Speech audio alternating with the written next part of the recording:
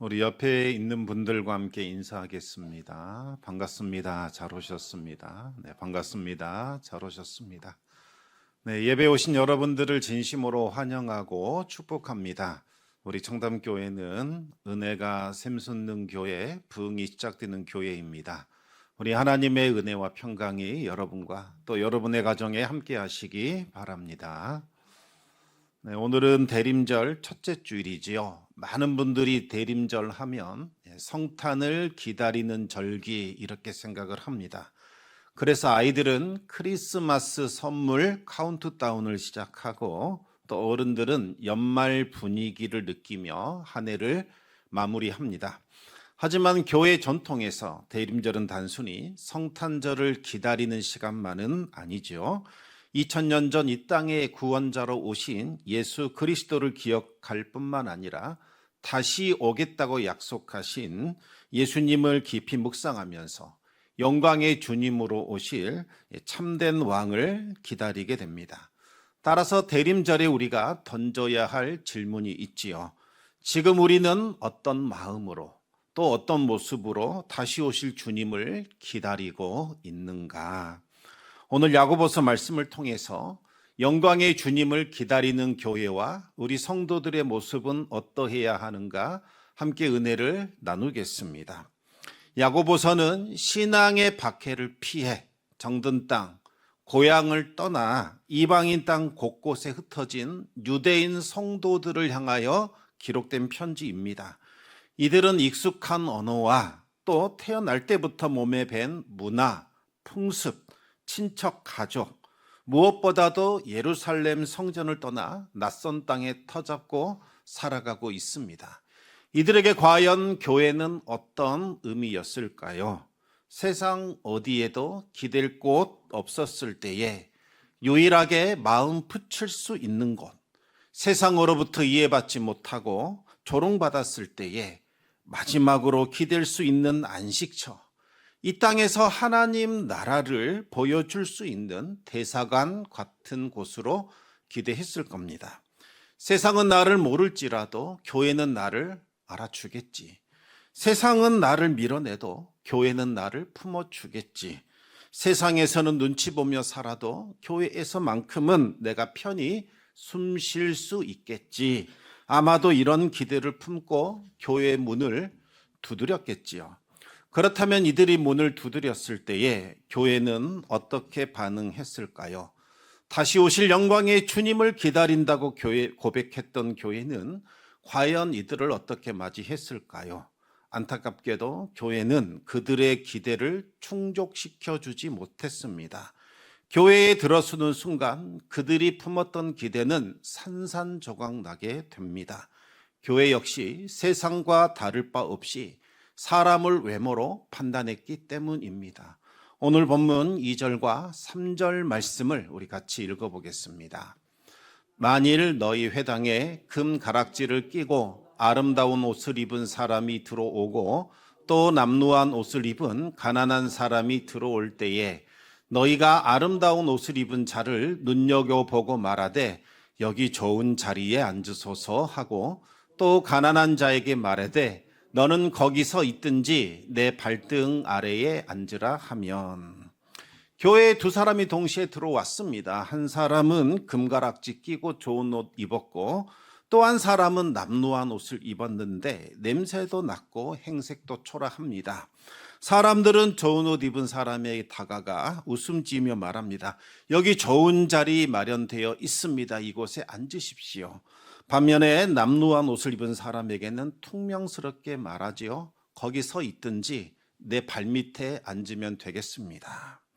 당시 로마 사회에서는 돈과 권력 가진 후원자들에게 목을 매는 문화가 있었다고 합니다. 그 사람에게 잘 보이면 기회를 얻을 수도 있었고 또 살아남을 수도 있는 그와 같은 사회 구조였기 때문이지요.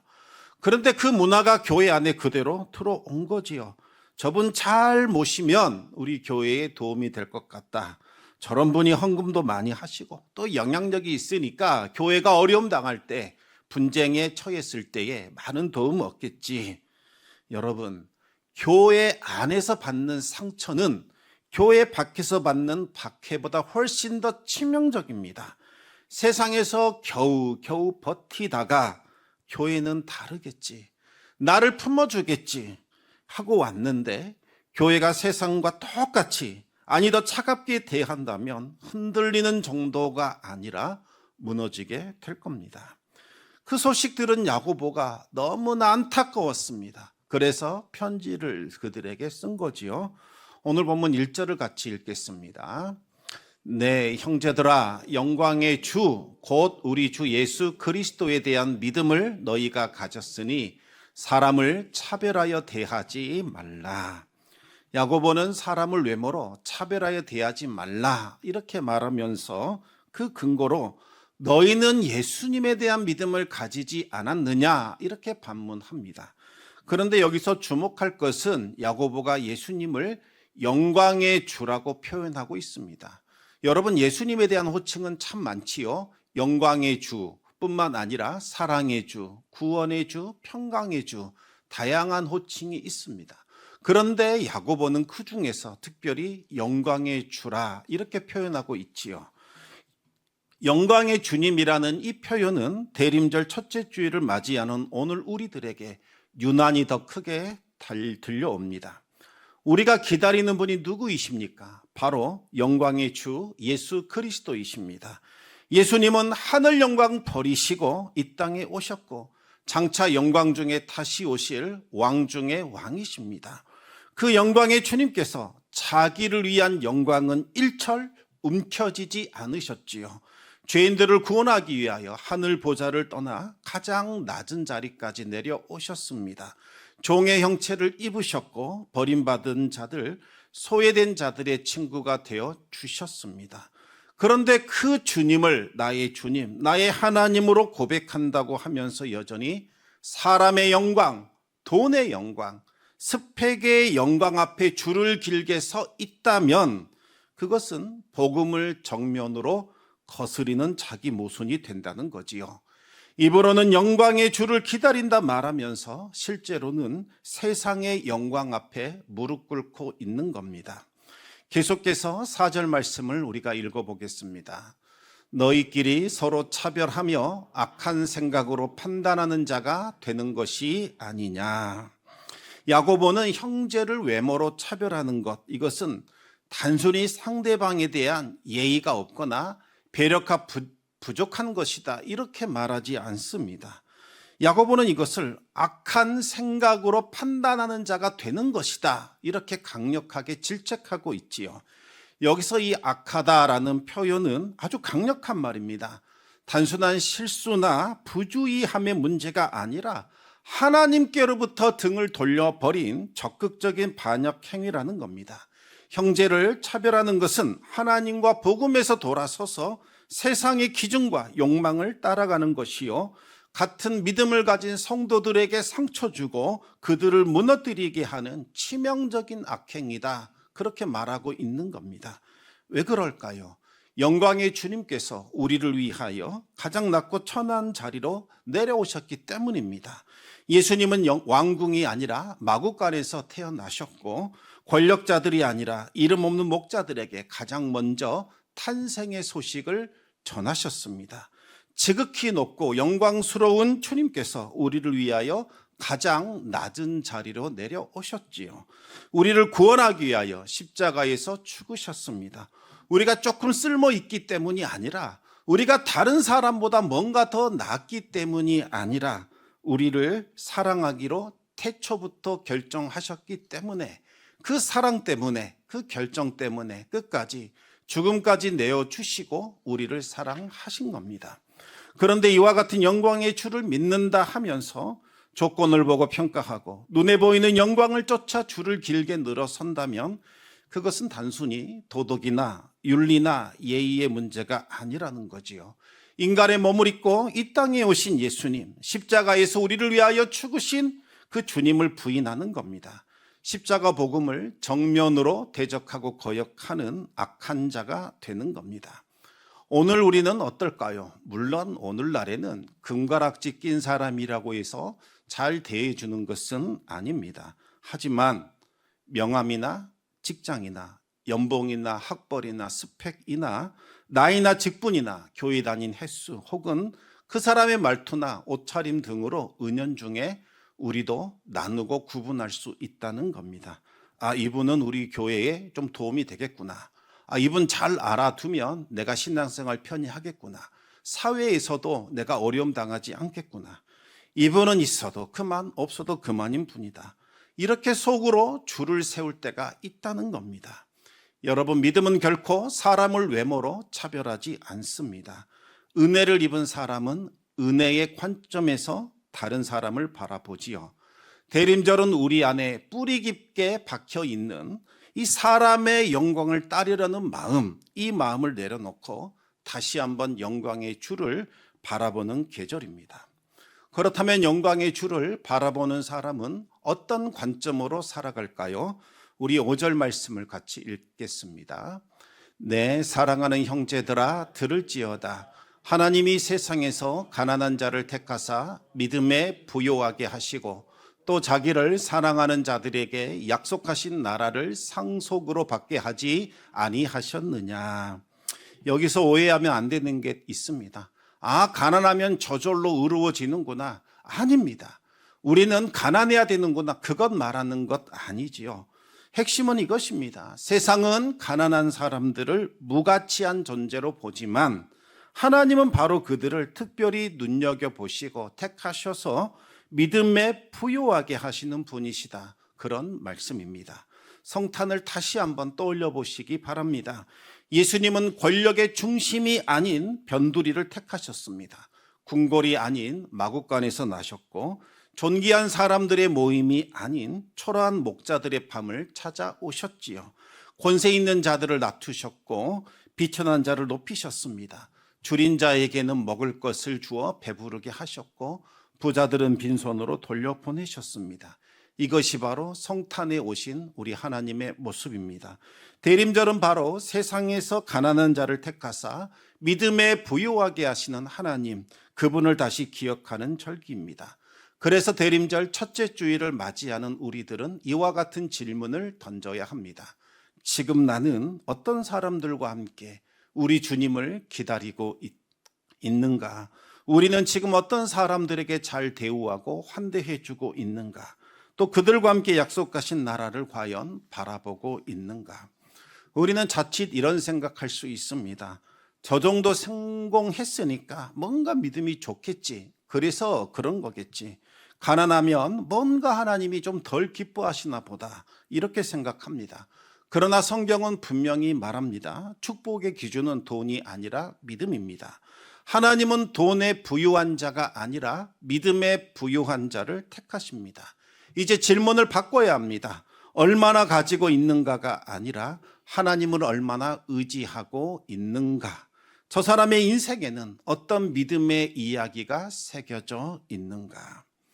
여러분이 생각하고 기대하고 꿈꾸고 있는 교회의 모습은 어떤 모습입니까? 혹시 재정에 부유한 교회, 수많은 사람들이 구름대처럼 몰려드는 교회, 각종 즐거움이 넘쳐나는 교회만을 꿈꾸고 있지는 않으십니까? 하나님은 우리에게 먼저 믿음에 부요한 교회가 되라, 그렇게 말씀하고 있습니다. 이제 야고보는 가장 중요한 핵심에 대해서 말씀하고 있습니다. 이것은 율법의 중심이요 복음의 본질입니다. 우리 함께 8절과 9절 말씀을 읽어보겠습니다. 너희가 만일 성경에 기록된 대로 내 이웃 사랑하기를 내 몸과 같이 하라 하신 최고의 법을 지키면 잘하는 것이거니와 만일 너희가 사람을 차별하여 대하면 죄를 짓는 것이니 율법이 너희를 범법자로 정죄하리라. 여기서 최고의 법을 원어 그대로 해석하면 왕의 율법, 이렇게 번역할 수 있습니다.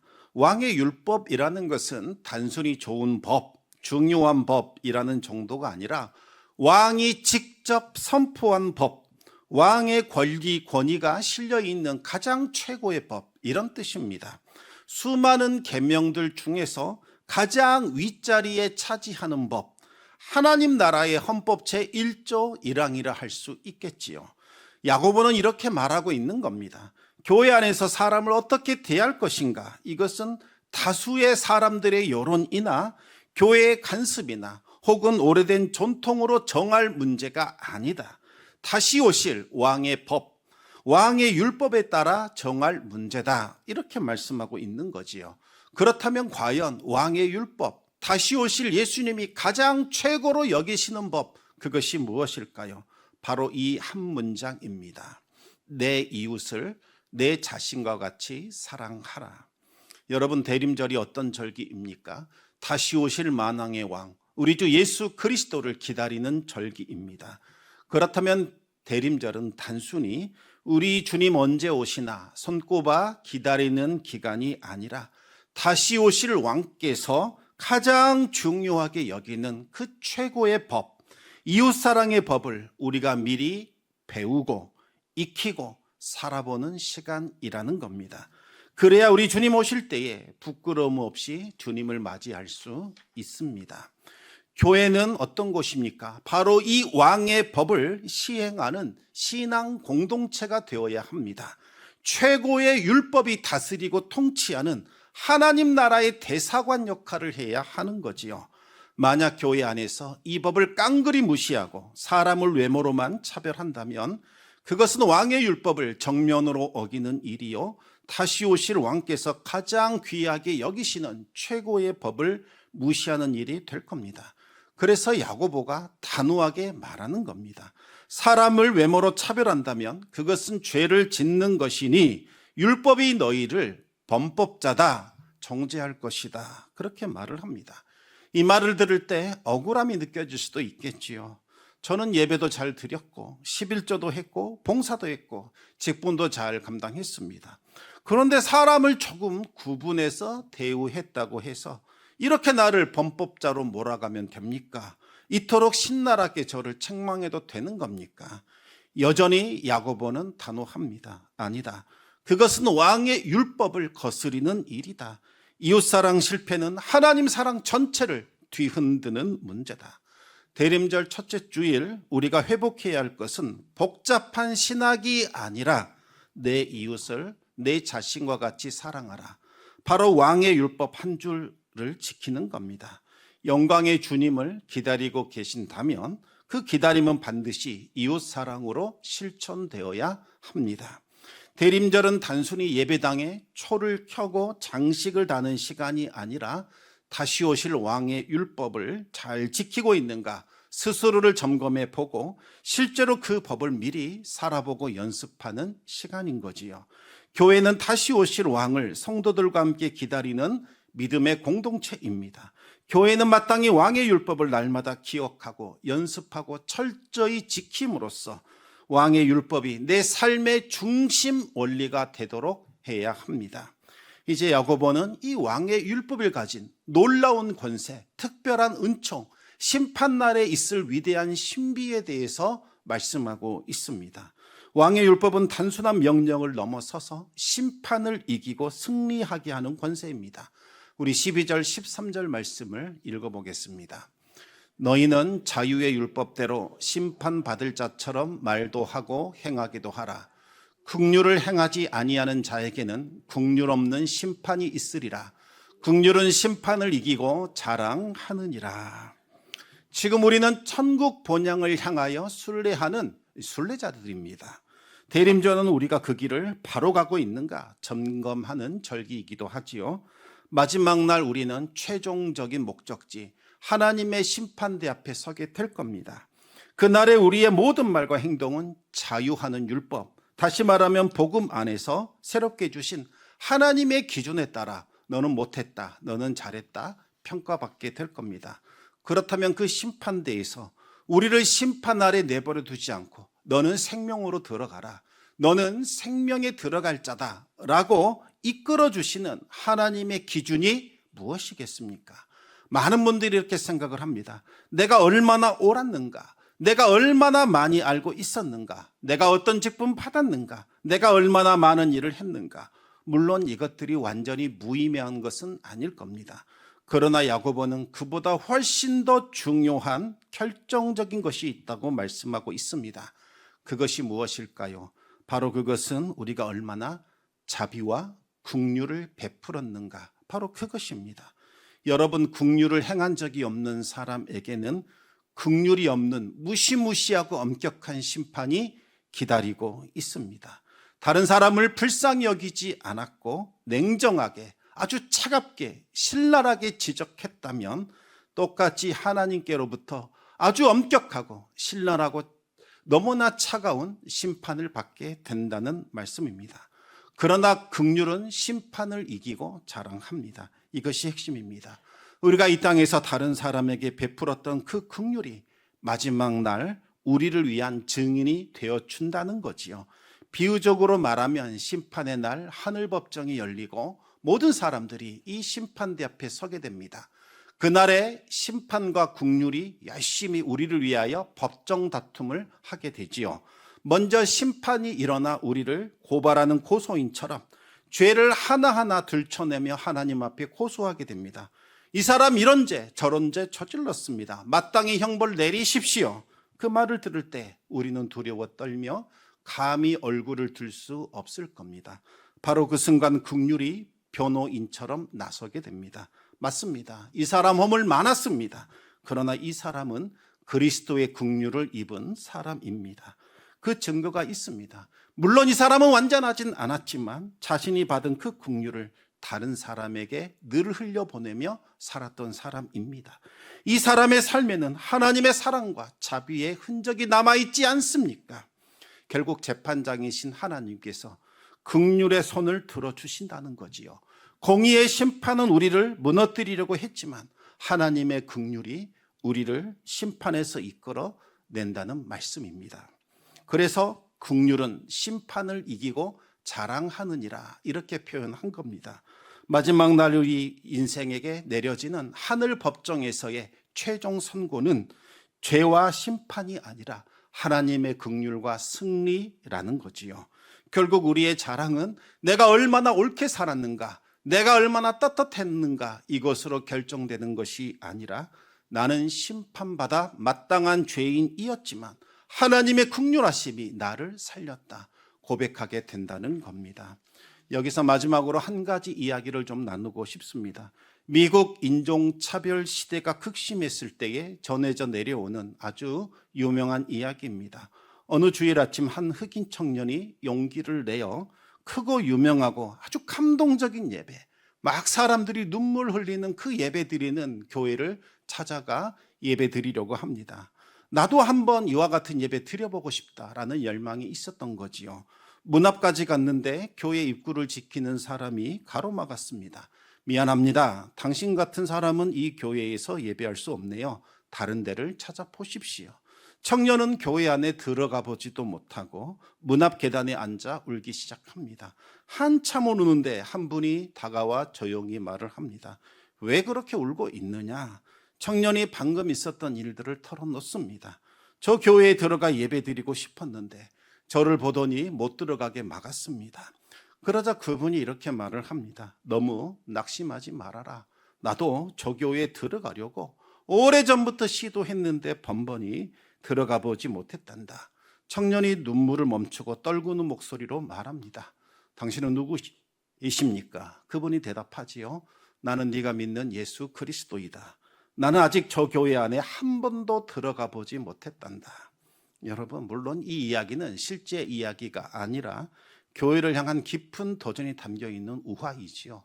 아무리 우리가 은혜 받았다고 이야기하고 아무리 좋았다라고 고백한들 주님 그 자리에 계시지 않으면 그 예배 누구를 위한 예배입니까? 나를 만족시키는 예배, 그저 나의 영적인 필요를 채우고자 내가 들어가 예배를 소비한 것에 불과한 것 아니겠습니까? 오늘 우리는 어떻습니까? 우리도 모르는 사이에 자꾸 문턱을 높이고 있지는 않습니까? 저 사람 불편해. 그래서 우리 모임에 좀 안 들어왔으면 좋겠고 편한 사람들끼리 모여서 예배 드리자. 여러분, 우리끼리만의 교회는 예수님이 들어갈 수 없는 교회요. 그리스도의 몸된 교회가 아닙니다. 이제 말씀 맺겠습니다. 교회 안에서 차별을 하지 말라라는 말씀은 단순히 도덕 교훈이나 배려하는 문제가 아니라 복음의 본질에 관한 문제라는 겁니다. 너희가 정말 복음을 믿고 있느냐? 진정으로 영광의 주님이신 예수 그리스도를 기다리고 있느냐? 여러분, 우리가 믿는 예수님은 하늘 영광 버리고 가장 낮은 자리로 내려오셨습니다. 죄인과 세리의 친구가 되어주셨고 병든 자, 버려진 자, 가난한 자 곁에 서셨습니다. 십자가에서 우리를 위하여 죽으셨을 때에 주님은 우리를 쓸모 있는 사람, 나름 괜찮은 사람이라서 택하신 것이 아니라 사랑하기로 결정하셨기 때문에 끝까지 우리를 사랑하셨고 십자가의 죽으심으로 그 사랑을 증명하셨던 거지요. 대림절 첫째 주일 우리 각자가, 우리 교회가 새롭게 한번 결단해 보기를 바랍니다. 주님, 이제는 외모가 아니라, 내 마음이 편한가 불편한가가 아니라 믿음만을 보게 하여 주시고, 그 사람의 소유가 아니라 그 사람의 영혼의 가치를 다시 보게 하여 주시고, 나에게 좀 도움이 되느냐 아니냐가 아니라 주님이 사랑하는 사람이라는 그 사실만을 보게 하여 주옵소서. 여러분, 이 결단이 막연한 다짐으로만 끝나지 않기를 바랍니다. 이 대림절 기간에 평소 한마디 나눠보지 못했던 사람이 있다면 한번 먼저 다가가 손 내밀어 보시고 이름도 불러보시고 안부도 물어보시기를 바랍니다. 아무런 이득이 없고 오히려 손해만 볼 것 같은 사람들일지라도 시간 나누시고 마음 나누시고 정말 필요한 사람에게는 여러분의 작은 물질도 한번 나눠보시기 바랍니다. 이 실천을 함으로써 주님 다시 오심을 기다리는 대림절의 성도 될 수 있기를 우리 주님의 이름으로 축원합니다.